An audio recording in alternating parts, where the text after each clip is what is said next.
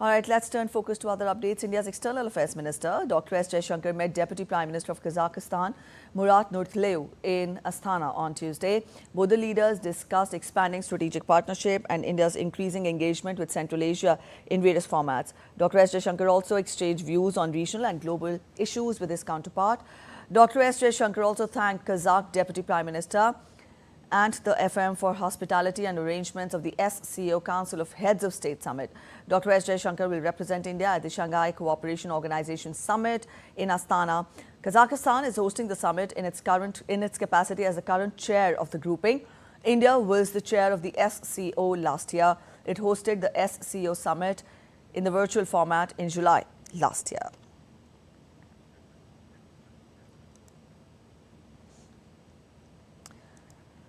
All right, to get us more on this, we are joined in by our correspondent Akshay Dongre. Akshay, good morning. Now, we see that External Affairs Minister Dr. S. Jaishankar is in Kazakhstan, and also he will be participating in the SCO Council of Heads of State Summit. Let us get more from you about India's participation at the forum. Let us get more from you as to what is there on the agenda.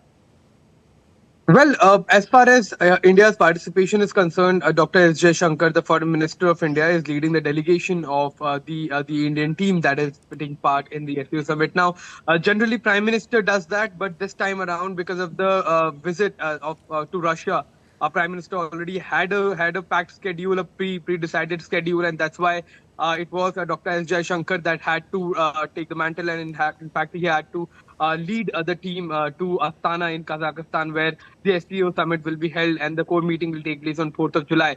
Now, increasingly, we are seeing that in the past 4-5 years, or in fact more than that, in fact in the past decade, SCO has emerged as one of the premier forums, global forums, especially that does not involve a lot of Western powers.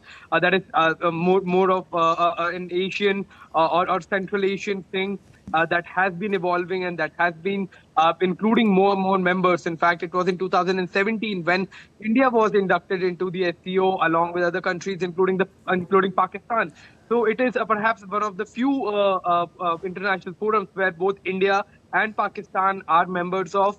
And that gives India a great opportunity to, in fact, speak very frankly to its counterparts in Pakistan regarding the cross-border terrorism, the terror funding, and all of the kind of issues that it has had with the Pakistani establishment. In fact, we have seen that this is the only multilateral forum where the Indian armed forces and the Pakistani armed forces conducted a joint exercise a couple of years back. So that gives SCO a very unique place as far as the multilateral forums are concerned. India's leadership has been focused on a secure kind of in fact, there is a term that was used by Prime Minister Narendra Modi that was secure, that included security, it included regional stability, it included respecting each other in territorial integrity, it included environment, it included all sort of aspects that, in fact, trouble countries of the global south, of South Asia, of Asia, of Central Asia as well. So that makes SCO quite important, and that's why India's participation also becomes extremely important as far as the issues that it faces from neighbors like especially Pakistan are concerned, where it gets an avenue to, in fact, have a open and frank dialogue with the Pakistani leadership regarding the issues that it has had without involving a third party. Back to you, Preeti. All right, Akshay, help us also understand what is the footing of the SCO, the Shanghai Cooperation, as a group on the global page, one. And secondly, India was the chair last year, and the SCO summit was organized through the virtual mode in July last year. Let us get a quick background, a quick roundup, sum up of the summit last year, and how does this summit in Kazakhstan take those priorities forward? Well, yes, the members of the SCO, the Shanghai Cooperation Organization, they keep on rotating the presidency of the SCO, much like a G20 that it happens. So last time around, last year, in fact, it was quite a busy and packed schedule for the Indian leadership. We had G20 also going on in India. Then there was SEO as well, and that is why it was held in more of a virtual manner. So that was it. In fact, when we look at the kind of leadership that India provided, then it talked about economic prosperity. It talked about a world free of terrorism. It talked about safe borders. It talked about no interference in territorial integrity and sovereignty of countries. It also talked about respecting each other in terms of the internal matters of countries are concerned. So now this time around, it is turn of Kazakhstan, where which is holding the presidency of the SCO. But talking about the importance of this multilateral forum, it is quite an important forum at the global level because you have countries like China, you have Right. countries like India, you also have Russia, you also have many other nations of the Central Asia and South Asia that are part of the grouping.